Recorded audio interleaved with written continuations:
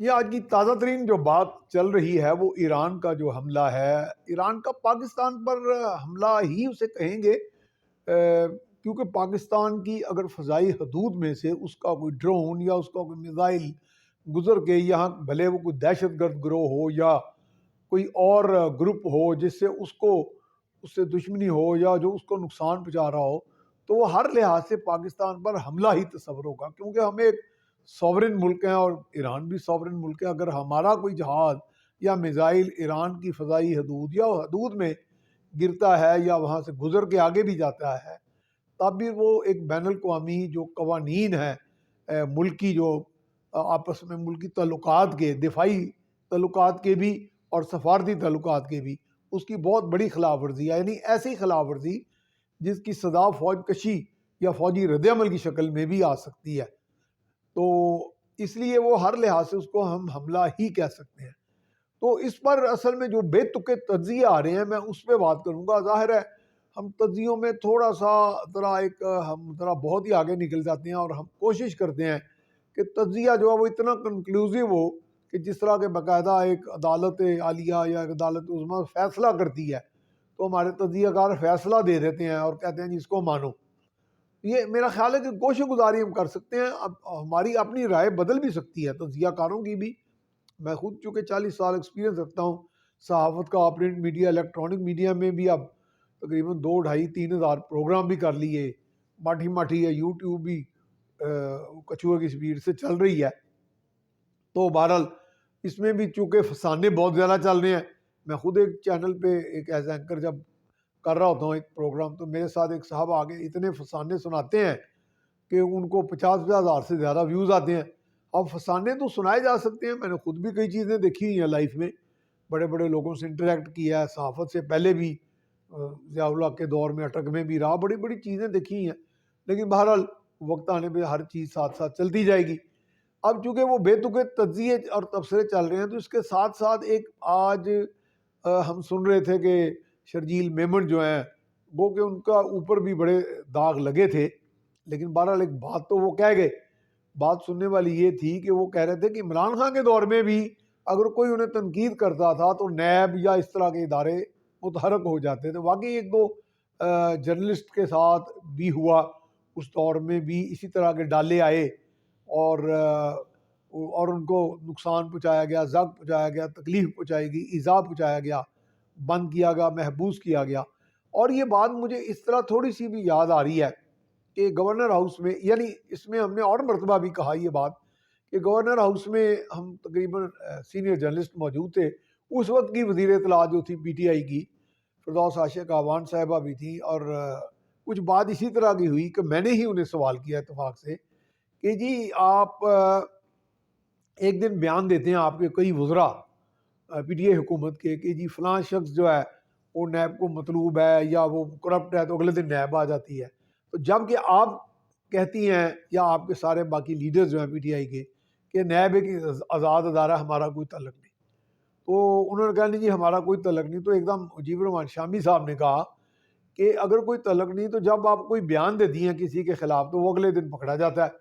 تو اس کا مطلب آپ کا کوئی آپس میں گٹھ جوڑ ہے آپ کا اور نیب کا۔ تو اس کا مطلب ہے کہ آہنی ہتھ کنڈے، جو اوچھے ہتھ کنڈے جنہیں کہتے ہیں، اس دور میں بھی استعمال کیے جاتے تھے۔ اب چونکہ وہ مقبول ہیں اور مقبولیت کا عذاب اور سیلاب جو ہے ہر چیز کو بہا ہی لے جا رہا ہے، جس میں کوئی اگر کسی نے کہ فوجی وردی کو جلایا ہے تو اس کے بھی جو جذبات ہیں وہ بھی بہا لیے گئے، اس پہ اگر کوئی افسوس ہے وہ بھی بہہ گیا اس مقبولیت کے بہاؤ میں، سیلاب میں، جو میرا خیال ہے بند ہی ٹوٹ گئے سارے اس سیلاب کے آگے۔ بہرحال وہ اپنی جگہ، جس نے ظاہر ہے میجورٹی ہے اتھارٹی، جس کے بعد زیادہ ووٹ ہوگا تو وہ لے جائے گا میدان۔ اب یہ بات کے بعد اب میں واپس اسی بات پہ آ جاتا ہوں جو ہم بات کر رہے تھے، یہ بے تکے تبصرے اور تجزیے۔ اس میں موٹی موٹی ایک دو باتیں ہیں کہ کچھ لوگوں نے کہا، تبصرہ نگاروں نے، یوٹیوبرز نے، کہ یہ ایران جو تھا وہ بھارت کے ساتھ بڑا اس کا گٹھ جوڑ ہو گیا ہے، اور ابھی حال ہی میں آپس میں کوئی لیڈرز کے دورے بھی ہوئے ہیں، کسی کا ایران کا، ایران والوں کا بھارت کا، تو یہ بھارت کی ماں بھر کی ہے۔ یہ ہرگز ہرگز کسی طور پہ بھی، میں پھر اسی بات پہ آؤں گا کہ یہ براہ راست جو معلومات ہوتی ہے کسی بھی ایک واقعے کی، وہ ہر وقت، میری بات پہ غور کریں، ہر وقت ہر ادارے کے پاس ہر طرح کی معلومات نہیں ہوتی. ہر ادارے کے پاس ہر وقت ہر واقعے کی ہر طرح کی معلومات نہیں ہوتی. یہ چار عناصر کو سامنے جوڑ کے بات سمجھ لیں. تو زیادہ اسی لیے پھر ہم زیادہ تر لوگ قیاس رائیاں کرتے ہیں، اور اگر کسی کے پاس اتفاق سے یہ جامع پوری کمپریہنسو ہولسٹک پوری ایک معلومات آ بھی جائے، وہ بعض اوقات شیئر بھی نہیں پوری طرح کرتے. تو اس لیے ٹوٹوں میں چیزیں سامنے آتی ہیں اگر آ جائیں تو. اور اس وقت میرے علم کے مطابق ابھی ٹوٹوں میں چیزیں سامنے آئی نہیں ہیں. ہم ان کو جوڑ رہے ہیں افسانوی انداز میں، اپنے رومانوی انداز بھی کہہ لیں، اور ایک تصوراتی انداز میں. اب ہم نے ایک تصور قائم کر لیا، کچھ لوگوں نے، یوٹیوبرز نے، تجزیہ کاروں نے، کہ بھارت کی اماں پر یہ ہوا ہے. یہ بھارت کی اماں پر یہ بات بالکل روزے روشن کی طرح، اگر ہم نے اب قیاس رائیاں ہی کرنی ہے، جیسے میں پہلے بھی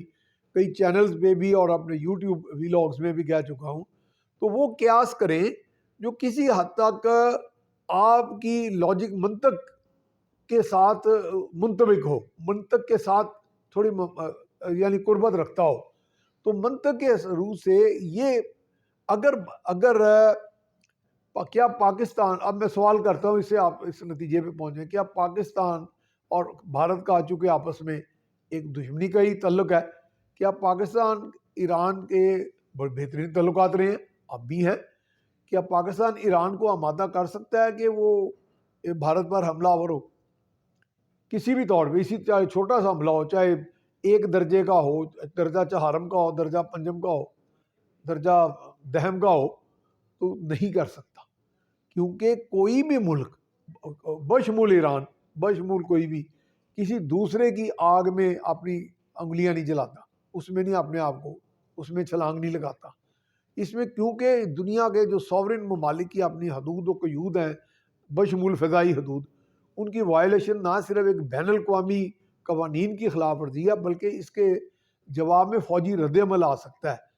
اور ایران کو پتہ ہے کہ پاکستان ایران سے بہت بڑی فوجی طاقت، جو ہمارے ساتھ لڑتے ہوئے گھبراتی بھی نہیں، لڑتے ہوئے کوئی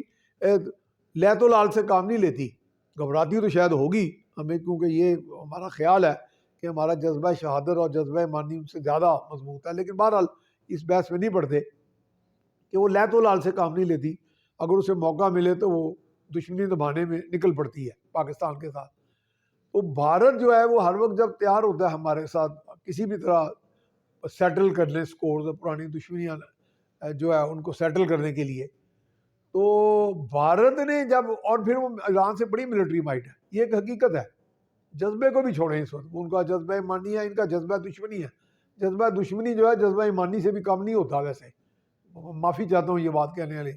تکفیری میرے پہ فتویٰ نہ لگا دیں. تو جذبہ دشمنی میں آنکھیں بند ہوتی ہیں نا، جذبہ ایمانی میں تو چلو ایمان کی آپ کے اندر قوت ہوتی ہے، جذبہ دشمنی میں دشمنی کی وجہ سے آنکھیں بند ہوتی ہیں، آپ کوئی بھی قدم اٹھا لیتے ہیں. تو جذبہ دشمنی کے ساتھ لیس ہو اور اتنی بڑی ملٹری طاقت ہو، اور ان کا ابھی لندن والا جو واقعہ بالا کوٹ کا آپ کے سامنے ہے، اور اس میں عین ممکن ہے کچھ ہمارے ذرائع جو ہیں وہ یہ بھی بتاتے ہیں کہ وہ جو لڑائی ہوئی تھی ہماری جو فضائی افواج اور بھارت کی فضائی افواج کے درمیان، اس میں کچھ لمحات ایسے بھی تھے کہ ان دونوں ملکوں کے جو فضائی افواج کے جو فائٹر پائلٹس تھے وہ ایک دوسرے کی حدود میں داخل بھی ہوئے، آئے بھی اور نکل بھی گئے، لیکن پاکستان نے ان کا طیارہ مار گرایا، اور ابھی لندن والا واقعہ نون ہے. تو کیا ایران کی جو مسلح افواج ہے، یا ان کی وزارت دفاع ہے، یا ان کے وزیر اعظم ہیں، یا صدر ہیں، یا ان کے جو بڑے ہیں جو فیصلہ کرنے والے لوگ ہیں، وہ اس طرح کے کانسیکوینسز، نتائج سے آگاہ نہیں ہے؟ اور کیا پاکستان کی جو ملٹری مائٹ ہے وہ ایران سے کم ہے؟ یہ کیا ایران کو اس کا نہیں پتہ؟ اس لیے ان چیزوں سے خود ہی کوئی نتیجہ اخذ کر لیں. تو یہ کہنا کہ جی وہ بھارت کے ماں پر ہے، یہ بالکل بے تکی بات ہے. بہت سے تجزیہ کاروں نے کہا. دوسرا کچھ نے کہا جی کہ وہاں اندر کئی پاور سینٹرز ہیں ایران کے اندر، وہ پاور، اب دیکھو پاور سینٹرز کی جو لڑائی ہے، اگر پاکستان میں کئی پاور سینٹرز ہیں، ہم اپنی لڑائی جا کے ایران میں لڑیں گے کہ ہم کہیں گے جی دھیان ہٹانا. اور دھیان ہٹانا کیا بکواس ہے بھائی؟ دھیان ہٹانا کوئی ایشو نہیں ہوتا. دھیان ہٹانا ہی ایک واحد ٹول تھوڑی ہے کہ مسائل کو حل کرنے کا، کہ یہ انہوں نے دھیان ہٹانے کے لیے یہ کر دیا. یہ دھیان ہٹانے والی بھی بات ایک بالکل شگوف ہے، بے وقوفانہ ہمکانہ شگوف ہے.